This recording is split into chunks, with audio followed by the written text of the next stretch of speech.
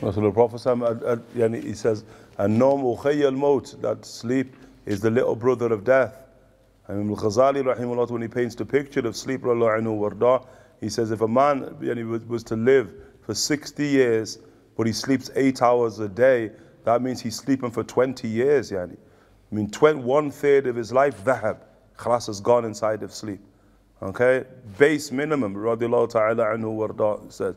And so thereby he's only got 2/3 left to try to do something with it. But somebody who's prone to sleep, who takes to sleep, what are they going to do with the 2/3, radiallahu anhu warda? And so here, sleep being a type of death, one has to try to ward that off, and ward off the issue of sleep. He's saying, radiallahu ta'ala anhu warda, when indulged into excess, it shortens one's lease on life.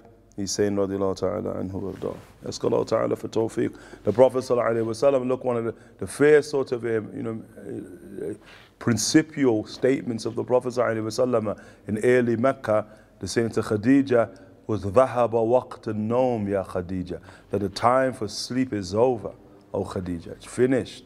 No more time for sleep. And so you see the Prophet sallallahu alayhi wa sallam and his people, when do they sleep? Remember the nature of the Anbiya. The Anbiya, our eyes sleep, but our heart does not sleep. And so we understand what that literally means. It means they just literally, if you lie down, you just close your eyes. That's what it means. It means that when the Anbiya, the prophets sleep, they are fully aware of their surroundings. And in the mulk, although the spirits in the malakut, in the mulk, they're fully aware of their surroundings. That's why you'll find a hadith like the assassin from Ghatafan. That assassin from Ghatafan, when the Prophet ﷺ marches to the Najd, and the Ghatafanis, they don't show, and so the Prophet returns back, sallallahu alayhi wa alayhi wa sallam, to the companions. And so they alight the companions, radiallahu anhum warda'am. And there's an assassin, because the Ghatafanis, they're assassins. And so there's that Ghatafani, he's spying on them, and he noticed that they've all gone to sleep. And so there he is, he weaves his way through the companions who are all sleeping, and from Medina to the Najd distance, and then thereby he finds the Prophet ﷺ, who was hung his sword upon the tree, and the Prophet ﷺ is lying down. But note the hadith, then he takes hold of the sword of the Prophet ﷺ. Maybe he's an assassin. Assassins don't make much noise, that's the point of that. He takes hold of the sword of the Rasul ﷺ, he stands over the Prophet ﷺ, and the Rasul ﷺ just opens his eyes. I mean, the Prophet was fully aware of everything that he's doing. And then when he starts, it's not like he's going to make noise or wake up the Prophet. The Prophet just opens up his eyes. And then he says to the Prophet, so who's going to save you from me now, O Muhammad? And then the Prophet says, Allah. That's all he says. And the man, he just shakes, and then what? This is ground position, isn't it? I mean, back position. He's shaking, Prophet's still on the ground, back, with a sword in his hand. And the Prophet said, now who's going to save you from me? Now you think the man's at advantage, he's still over the Rasul of Arabi, the Rasul's on his back. And who's going to save me? He's going to save you from me. And then the man says, Kun khair akhif. Be the best of those who take hold of something.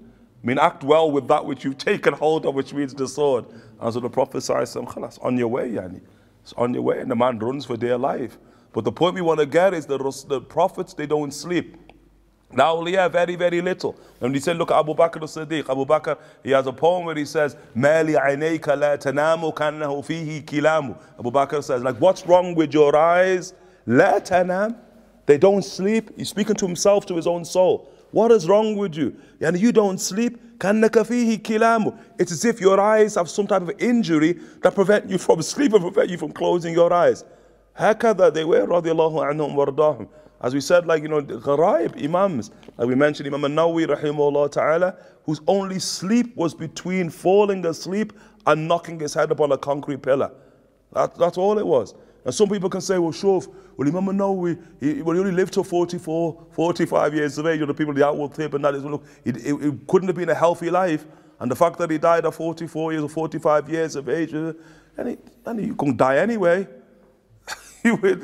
If you spend your life in obedience, like, you're going to live this healthy physical life and your heart is dead, you're bereft of sin, and you're going to die. What are you going to go to? 70, 75, 80, 85, 90, what are you going to go to? But you're going to die. And then what do you do when you stand Yawm al-Qiyamah? And anyway, you're wrong. Now, what we took from our teachers that Imam An-Nawawi died because of Qutbiyah. He died because of spiritual descents, the weight of being the qutb of the zaman. It kills many a man, yani.